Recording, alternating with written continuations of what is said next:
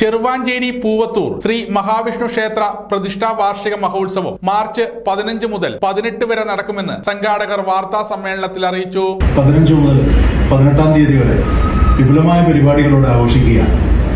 ഇത്തവണ ക്ഷേത്രോത്സവം മുന്നോട്ട് വെക്കുന്ന പ്രധാനപ്പെട്ട സന്ദേശം എന്ന് പറയുന്നത് ലഹരി വിമുക്തമായ ജീവിതവും സന്തോഷവും സ്നേഹവും തുടങ്ങിയ കാഴ്ചപ്പാടുകളാണ്.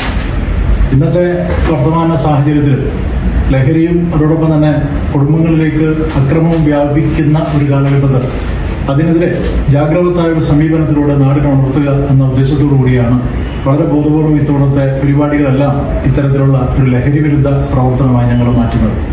15 തീയതി ശനിയാഴ്ച ഉത്സവത്തിന്റെ വിളംബരം നടക്കുന്നത് ചെറുവാഞ്ചേരി ടൗണിൽ ഒരു ലഹരി വിരുദ്ധ ജനകീയ കൂട്ടായ്മയോടുകൂടിയാണ്. ഈ ലഹരി വിരുദ്ധ ജനകീയ കൂട്ടായ്മയുടെ ഭാഗമായിട്ട് നാട്ടിലെ മുഴുവൻ രാഷ്ട്രീയ സംഘടനകളും അതോടൊപ്പം തന്നെ മറ്റ് എല്ലാ മേഖലയിലും പ്രവർത്തിക്കുന്ന ആളുകളെയും ഉൾപ്പെടുത്തിക്കൊണ്ടുള്ള ഒരു മനുഷ്യ ചങ്ങല, ലഹരി പ്രതിരോധ ചങ്ങല എന്ന പേരിൽ ചെറുവാഞ്ചേരി ടൗണിൽ നടക്കുകയാണ്.